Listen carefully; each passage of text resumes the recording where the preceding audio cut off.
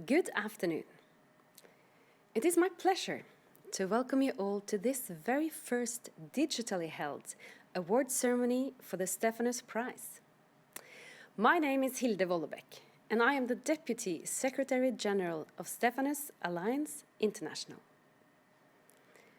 The Stefanus Prize has been awarded 8 times before to a wide range of individuals connected by their shared efforts in promoting freedom of religion and belief around the world.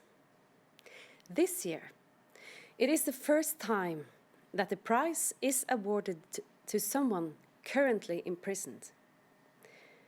Mr. Nguyen Bac Truyen is a prisoner of conscience, held in Vietnam's An Diem prison. During this ceremony, we will get to know more about Mr.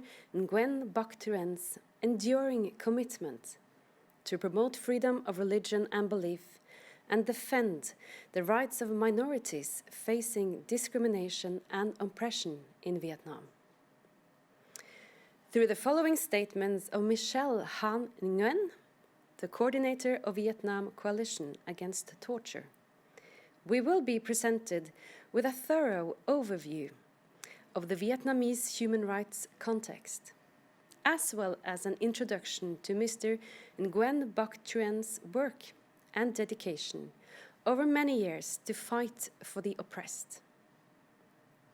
Dr. Ingvild Thorsson-Plesner, as the head of the Stefanus Prize Committee, will give the committee's reasons for awarding Mr. Nguyen Bac Truyen with the Stefanus Prize of 2020. We will also hear a moving response from Mr. Nguyen Bac Truyen's wife, Ms. Bui Thin Kim Phong, speaking from her home. In conclusion, Mr. Ed Brown, the Secretary General of Stefanus Alliance International, will share some final words. In addition, the Norwegian singer Kristin Minde and musician Espen Tappel will share some of their songs of courage and hope with us. We are grateful to all of you who are with us in celebrating Mr. Nguyen Bac Truyen's dedication to freedom of religion and belief, and we thank you for standing with him in his fight for justice and human rights. Here in Norway and all over the world, we are preparing the celebration of Christmas. We celebrate the birth of a child that brought hope to the world. Yet in the heart of this story, we find oppression and persecution. Whilst the shepherds on the field outside of Bethlehem heard the angelic choir in all the glory, cries of desperation could be heard across Bethlehem. When King Herod learned about the newborn king, he ordered the slaughter of all newborn boys. And as the soldiers went on with their deadly mission, mothers sought hiding places, singing quiet lullabies.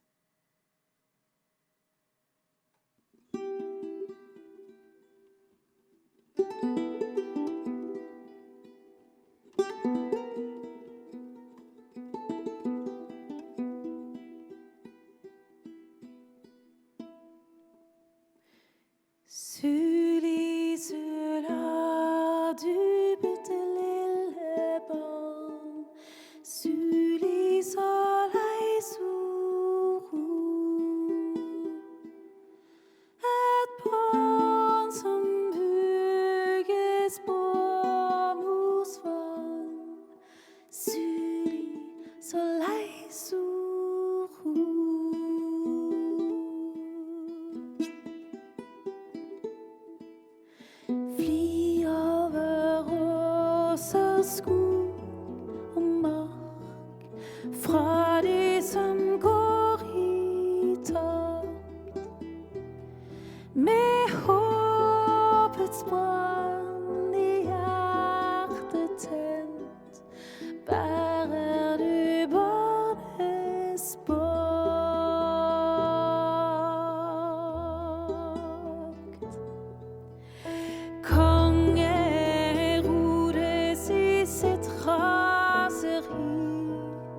ga sine stridsmenn bud.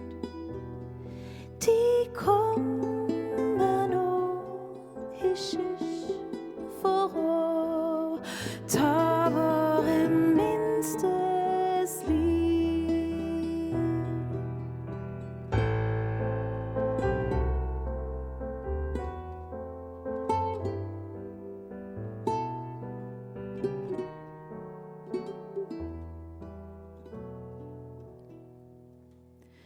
Syng, søstre, ut så lei som du kan. Sangen kan ei forties. En sang for våre minste små som venter i paradis.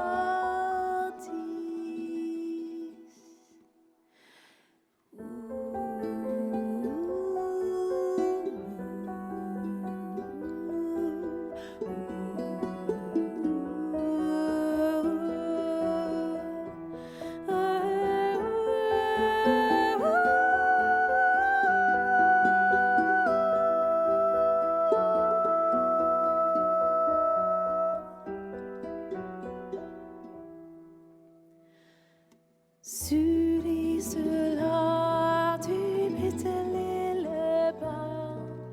Isolert, så ro. Et barn som vugges på mors fang. Isolert, så ro.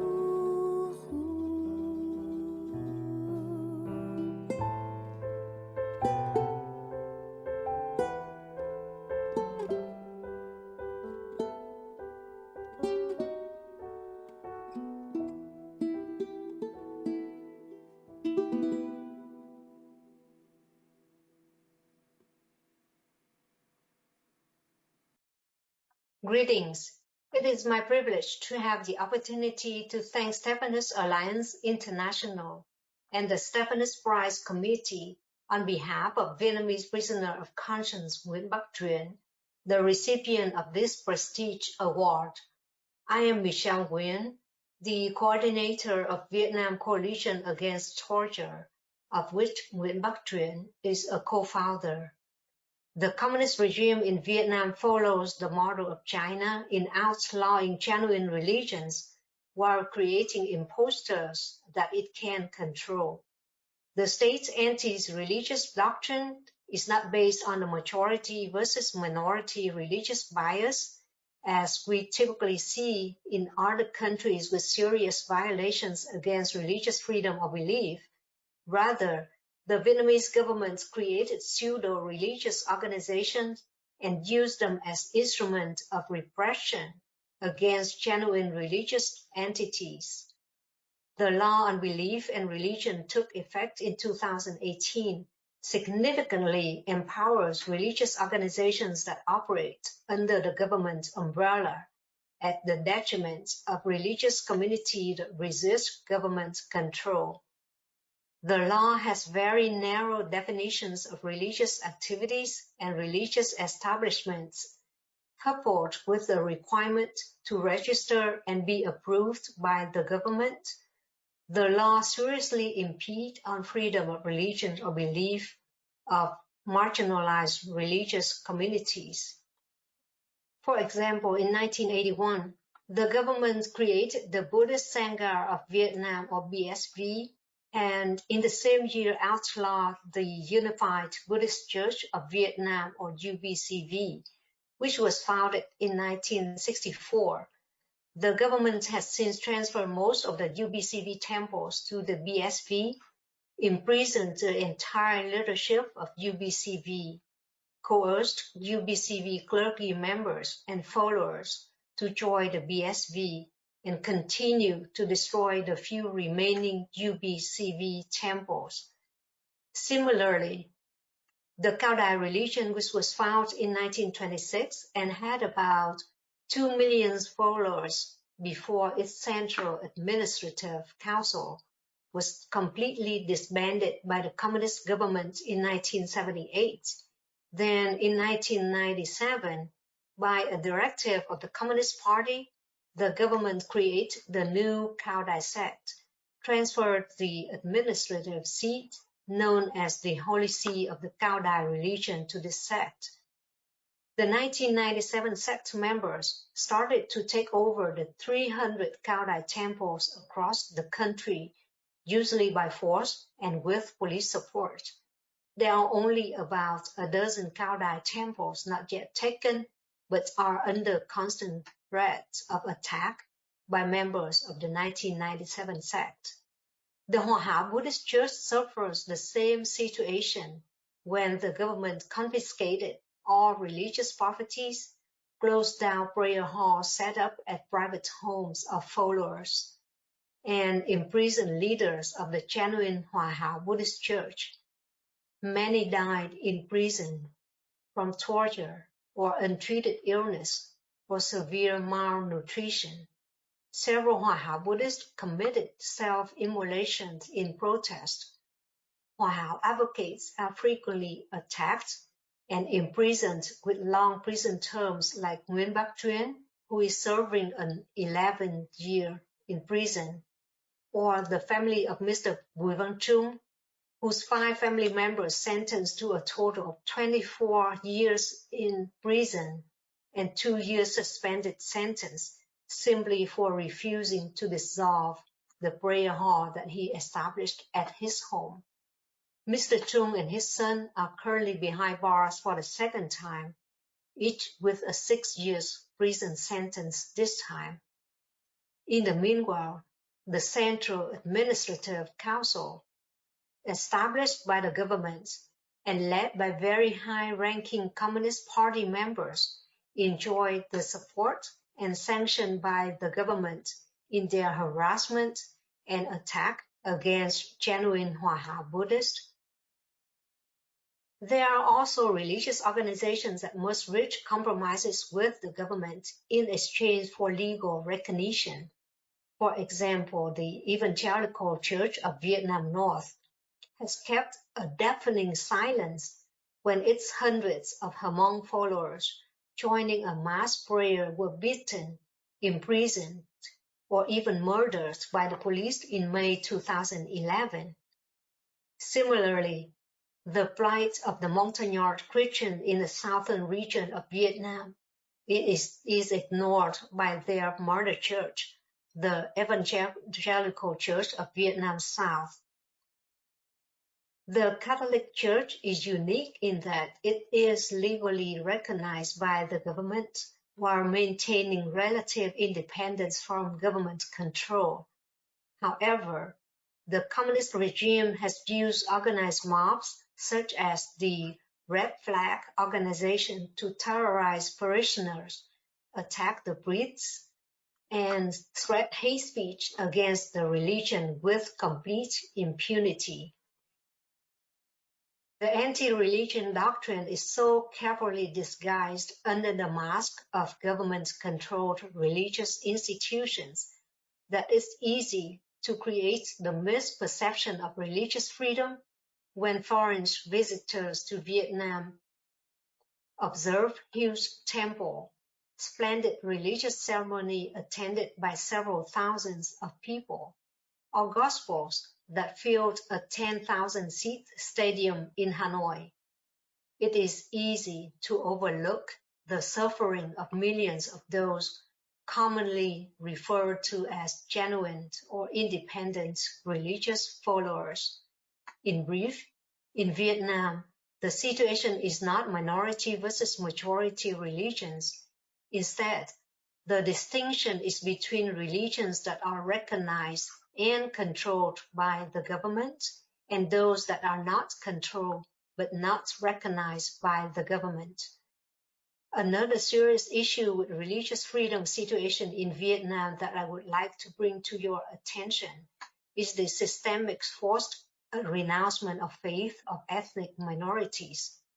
The Hmong and the Montagnard are ethnic groups in Vietnam who are predominantly Christians. Their religious roots dated back to French colonial time. but conversion especially flourished in the 1980s through evangelical radio programs based in the Philippines. But the government considers Christianity a Western religion not to be trusted. Therefore, the government systematically forced the Hmong and the Montagnards to renounce their Protestant faith. Those who resisted were evicted from their villages and their personal documents and household registration taken away. Without those documents, the adult cannot legally get married or seek employment or own properties. Children are not issued birth certificates and therefore cannot go to school. There are tens of thousands of indigenous Christians who have become functionally stateless in their own country due to their faith. Once again, on behalf of Nguyen Bac Truyen and his wife, I would like to thank Stefanus Alliance International for awarding him this prestige. By selecting Truyen as the recipient of the Stefanus Prize 2020, you help to shine a light on the dismal situation of religious freedom in Vietnam and human rights in general. Not only Nguyen Bac Truyen has worked tirelessly to assist members of persecuted religious communities, but also has he been courageous in his commitment to be in the front line, working with UN special procedures and international human rights organizations like Stefanus Alliance International. I urge you to please honor him by continuing his work to raise awareness in the world about the difference between genuine religions and those created and controlled by the Vietnamese government, and to show solidarity towards the persecuted religious communities in Vietnam. Thank you. I will now sing a Norwegian Christmas carol, Jeg så glad hver julekveld. And the melody is from my home region, north of Bergen. It means I am so happy each Christmas night, because that's when Jesus Christ was born. Afterwards, you're going to hear a little meditation, and sometimes in our grief, we can find comfort in music. And this is a prayer for all the children of God on earth. Whilst we play this song today, we pray for all those on earth who are living under the shadow of persecution and without fundamental human rights.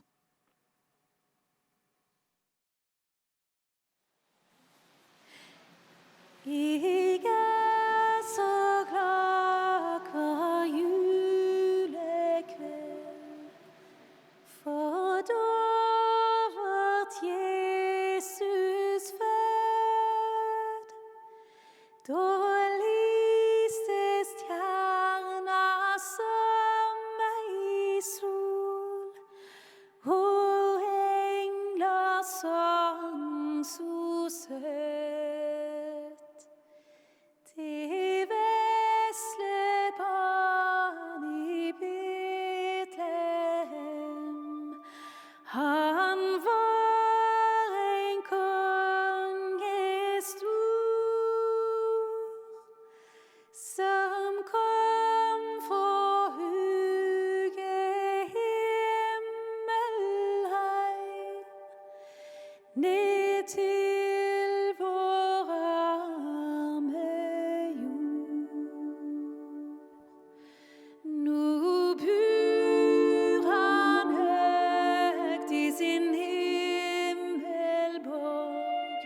Han Guds egen son, men alltid husker på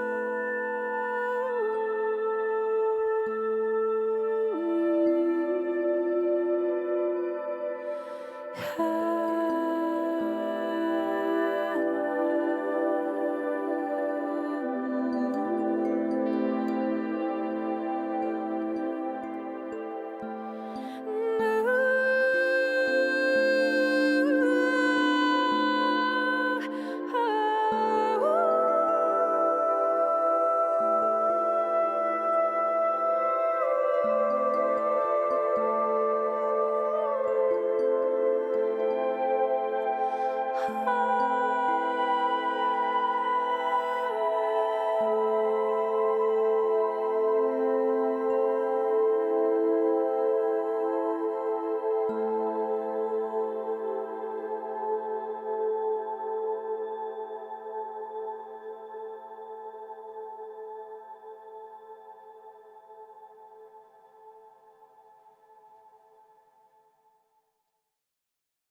have known Truyen for 7 years and worked closely with him on human rights advocacy. Nguyen Bac Truyen is a dedicated and brilliant human rights advocate who has made an outstanding contribution to freedom of religion or belief. I am very happy to know that his genuine commitment to promote this fundamental right and to defend and support those who are discriminated, suppressed, and persecuted for their faith or belief is recognized with the Stefanus Prize 2020. Truyen is one of the kindest and most generous person I have known. The son of a school teacher and an officer of the South Vietnam Armed Forces, Truyen had to work extremely hard to overcome the systemic discrimination against his family background by the Vietnamese communist regime. Through much hardships, Truyen managed to graduate as an engineer and over the years started 2 successful companies. As the owner of the companies, Truyen treated all his employees with genuine kindness and generosity. Truyen was the first policy pioneer in Vietnam who voluntarily introduced social compliance and gender equality standards in his 2 companies in 2004. Not only parents were allowed to take paid time off to care for their sick children, but also could male employees take paid time off each month to care for their wives through pregnancy and in the first 12 months after the birth of the child. Not long before Truyen got arrested, one day, out of curiosity, I asked him, "Why did you do that? You had it all. You were successful and you live a comfortable life. You could have married and had beautiful children of your own. Why did you decide to give it all up and become a human rights advocate, sacrificing your business success and risking your freedom and even your life?" What Truyen told me next brought tears to my eyes. Truyen said, "It's customary in today's Vietnam to discuss business deals at fancy restaurants over expensive meals and alcoholic drinks." Truyen hated it. But that's what he had to do to keep his companies running to support hundreds of his employees. But many times in such setting, Truyen looked outside the restaurant window and saw street children panhandling or digging in the trash, looking for leftover food. He choked up and could not consume his exquisite meal he was treating his business partners to. Coming from a humble background, Truyen understands hardship. He really loves children, and he wishes that all children are afforded equal chance to grow up in a free, just, and democratic society where they all will be well taken care of, and no one has to become street children or homeless. Truyen then made the decision to work toward that dream of his. He began to research about social issues and human rights. He met like-minded people online and eventually became a human rights advocate. In order to become a more effective human rights activist, Truyen went to law school and became a jurist. He wrote several articles calling for policy reform by the government and promoting freedom and democracy. In 2006, Nguyen Bac Truyen got arrested for the first time and later sentenced to 3.5 years of imprisonment, followed by 2 years of house arrest on charge of propaganda against the state. It was during this prison term that he met several religious prisoners of different faiths, including Venerable Thích Thiện Minh of the persecuted Unified Buddhist Church of Vietnam, who served a total of 26 years in prison. Truyen became keenly aware of the harsh religious persecution, and he vowed to focus his advocacy to freedom of religion or belief when he has a chance. After his release in 2010, Truyen joined Venerable Minh as the General Secretary of the Vietnamese Political and Religious Prisoners of Friendship Associations, a mutual assistance association that provides poverty-stricken prisoners of conscience and their families with prison visitation, medical checkups, legal consultations, and scholarship for children who otherwise cannot afford to go to school. In 2011, in recognition of his contribution to the human rights cause, Human Rights Watch bestowed on Nguyen Bac Truyen the Helman Hamid Award. With his background training as a jurist, Nguyen Bac Truyen was able to provide much needed pro bono legal assistance and training on human rights and civil rights to families of political prisoners, victims of illegal land appropriations, and members of persecuted religious communities. I had the honor to volunteer as an interpreter at multiple conferences on freedom of religion or belief in Southeast Asia, where international NGOs and officers from diplomatic missions to Vietnam had the opportunity to meet with and interview members of persecuted religious communities in Vietnam.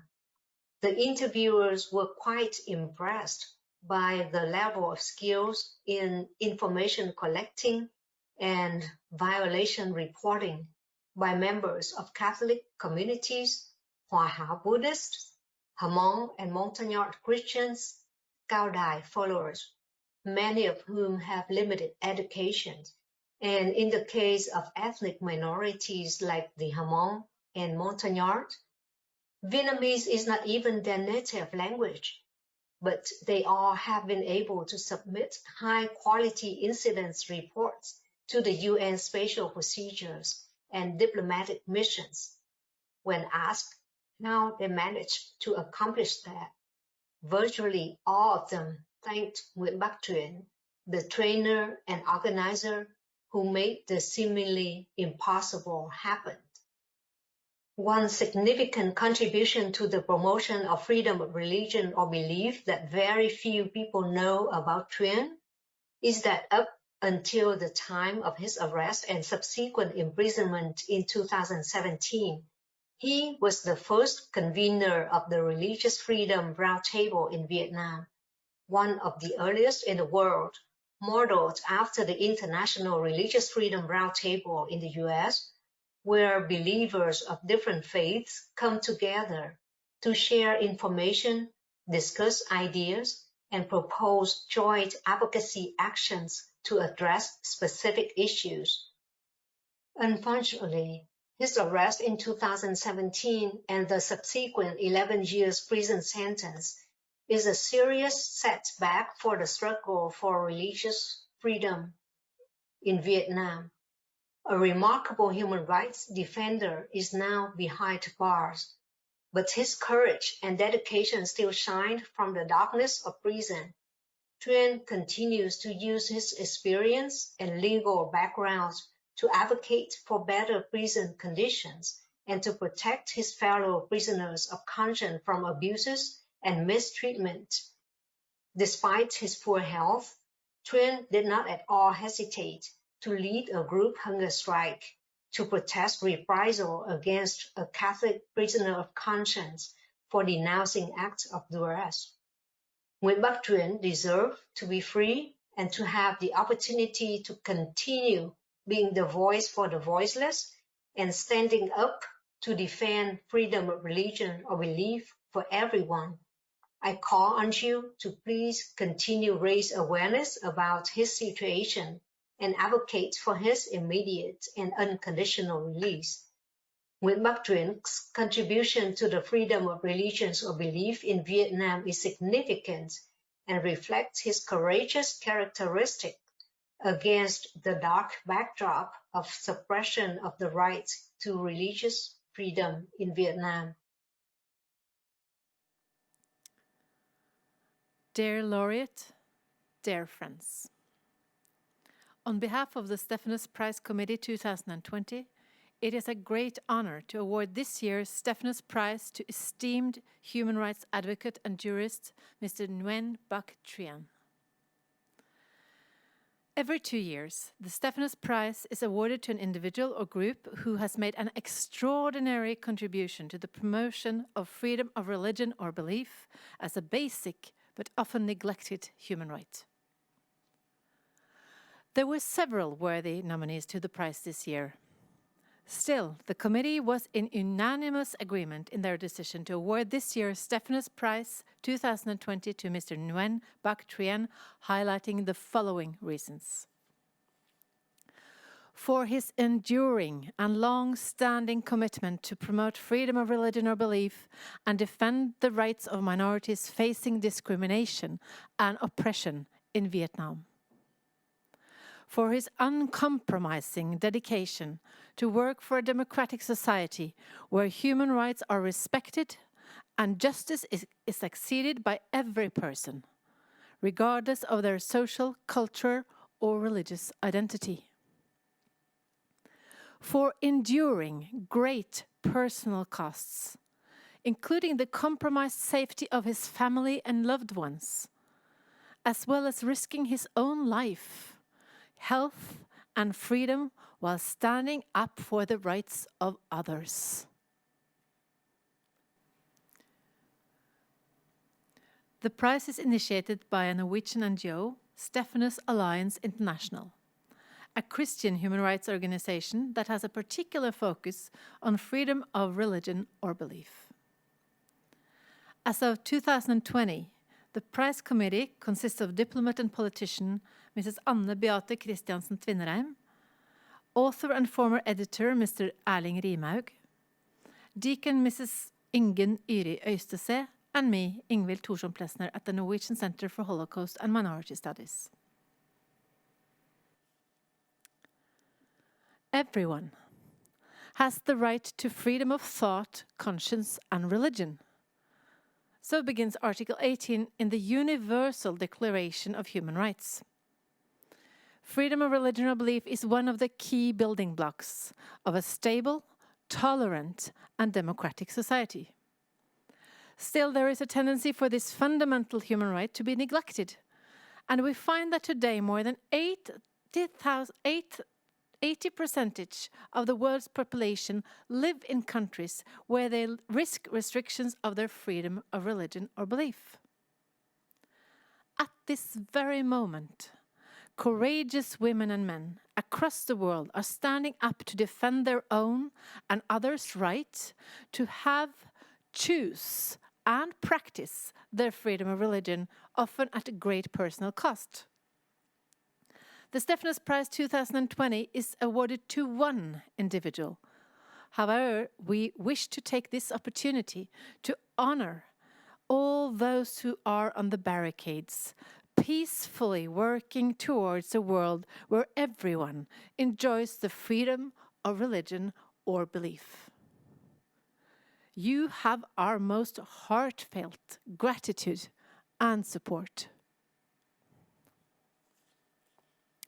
Unfortunately, Mr. Truyen is not presented here today to accept the prize in person, as he is currently being held as prisoner of conscience in Vietnam's An Diem prison.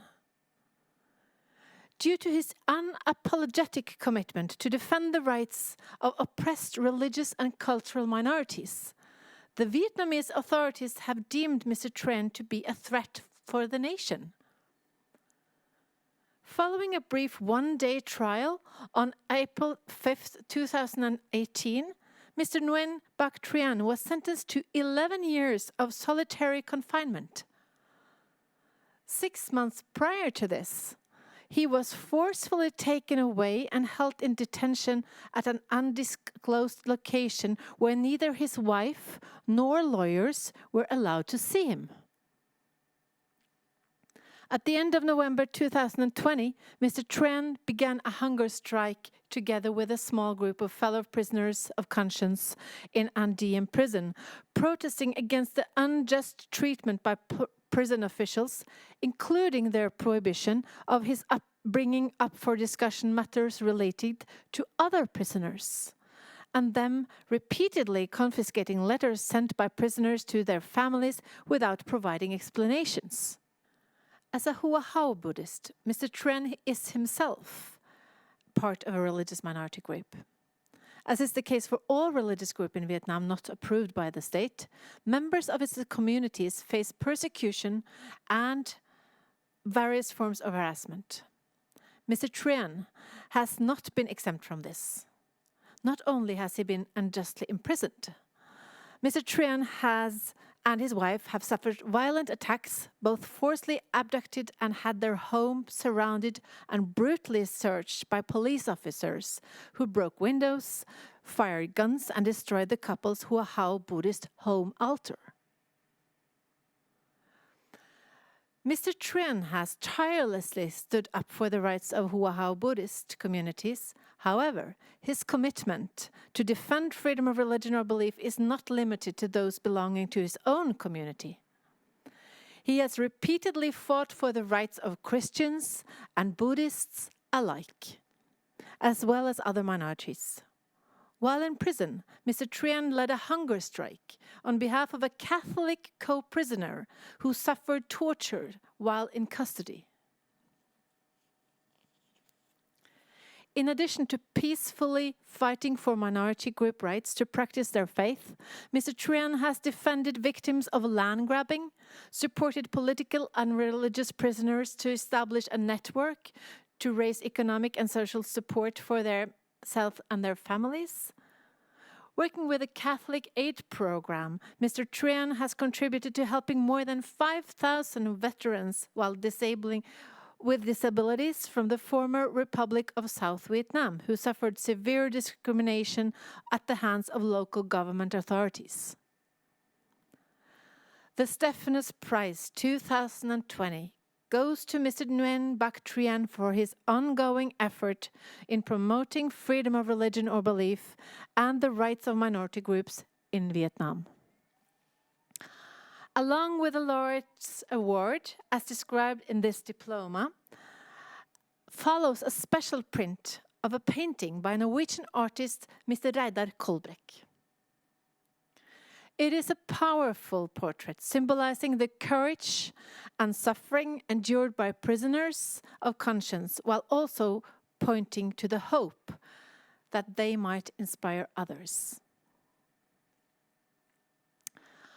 On behalf of the Stefanus Prize Committee 2020, I hope this award will offer encouragement as you continue to stand up for the rights of the oppressed. We extend to you every good wish for your health, liberty, and quest for justice. Congratulations. Tôi xin kính chào đến tất cả quý vị. Tôi là Bùi Thị Kim Phượng. Thay mặt gia đình vợ chồng tôi, trước hết tôi xin chân thành gửi lời cảm ơn sâu sắc đến tổ chức Stefanus và ban giám khảo đã bình chọn chồng tôi là Nguyen Bac Truyen cho giải thưởng cao quý này. Đây là vinh dự lớn và là nguồn động viên tinh thần tuyệt vời khi anh đang phải hy sinh sự tự do và sức khỏe của bản thân để bảo vệ quyền tự do tôn giáo cho mọi người. Ngay khi đang bị cầm tù, anh vẫn không quên sứ mạng của mình. Qua giải thưởng này, tổ chức Stefanus đã giúp đưa thông tin về tình trạng đàn áp tôn giáo và tình cảnh của các tù nhân lương tâm ở Việt Nam đến với cộng đồng quốc tế. Nhân đây, Tôi cũng xin cảm ơn đến các thiện nguyện và những người ủng hộ của tổ chức của quý vị đã gửi nhiều trăm bức thư đến trại giam An Điền cho anh Chuyển, nhưng rất tiếc ban giám thị trại giam đã ngăn chặn lại tất cả những lá thư đó.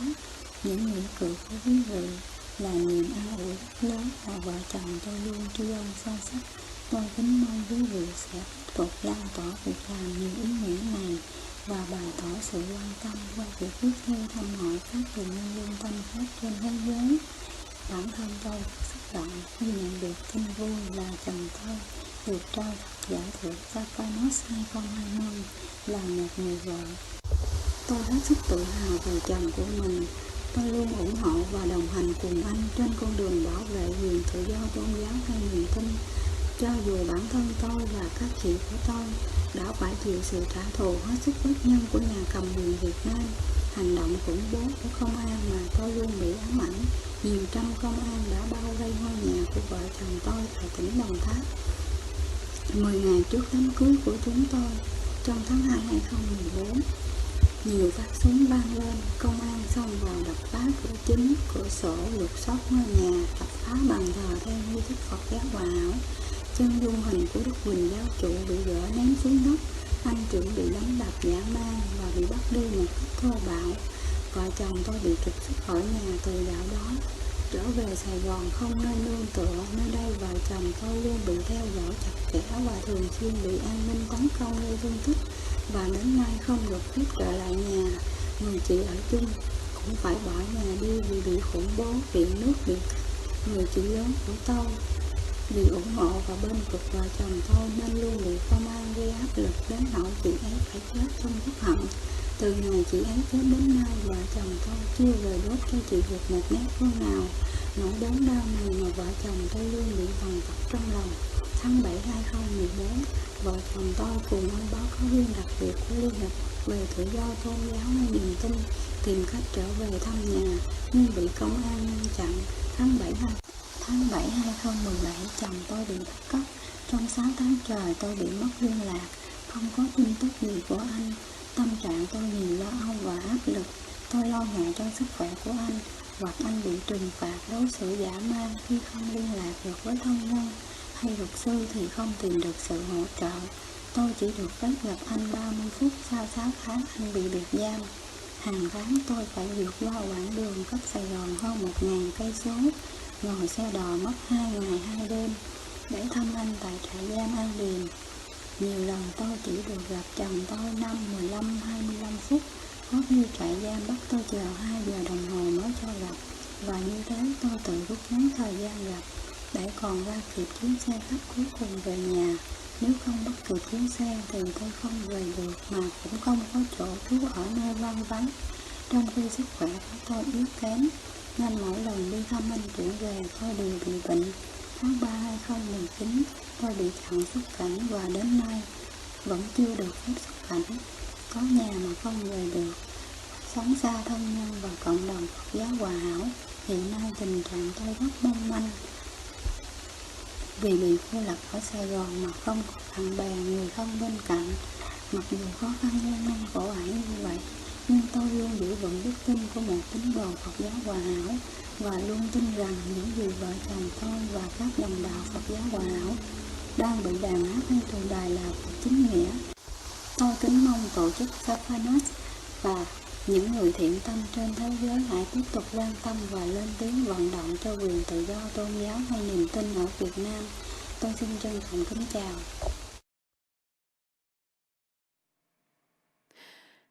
This has been a tragic year. A single worldwide event has reverberated throughout the globe and affected close to every single human. Far too many have experienced death, sickness, loneliness, grief, or uncertainty. So, it is perhaps especially meaningful for us that we end this year with a celebration of the hope that came to the world.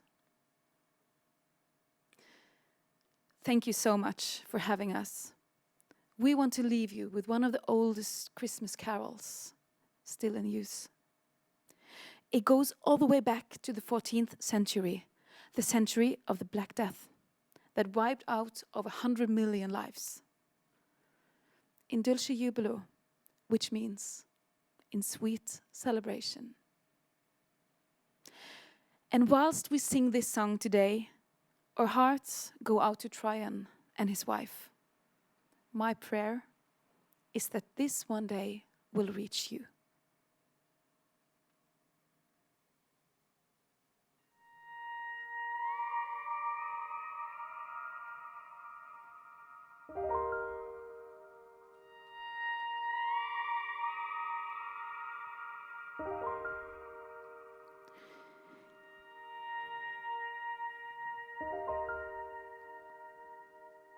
Ik zing jullie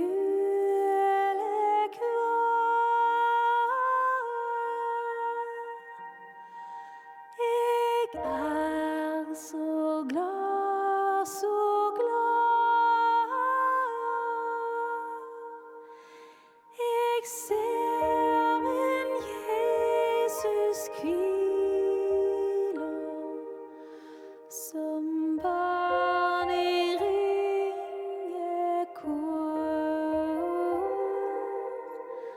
På moderfanget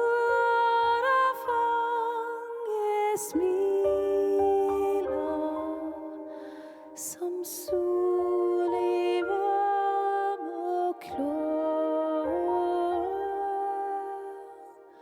Han frelser min.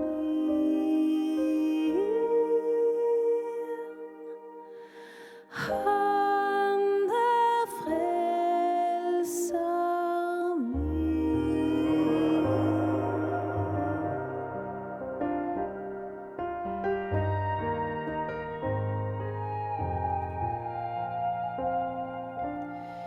Kom vesle barn til meg. Jeg lengter etter deg. Kom du som sorg kan lindre. Stikk inn om her er smått. Låt meg deg sjå jeg finner. Da får jeg det så godt. Drag meg etter deg.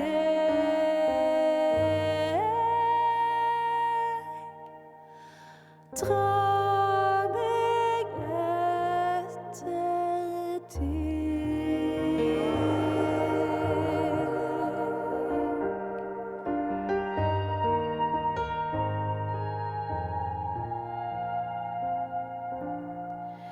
Kvar er vel gledas lek som høgtidelig.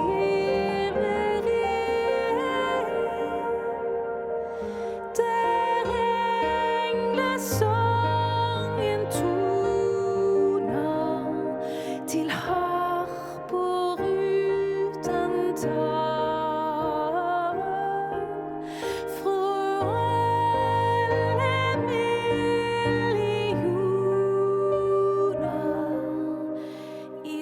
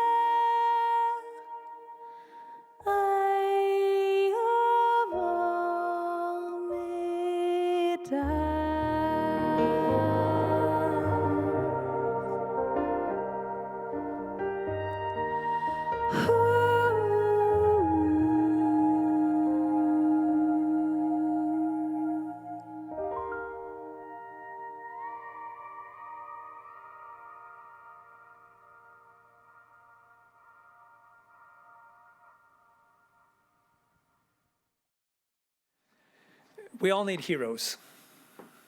And Nguyen Bac Truyen is a true hero. And like all good heroes, he inspires us. In the midst of oppression, he stood up strong. In the midst of tactics to dehumanize him and others, he's reminding us of the infinite worth of all human beings. And in the midst of efforts to stifle his voice, he's still able to communicate with us. It's said that in the midst of oppression, standing up for yourself may be noteworthy because it can be very, very difficult. Standing up for one's own community is admirable. But standing up on behalf of others when you yourself are being oppressed, that is truly courageous.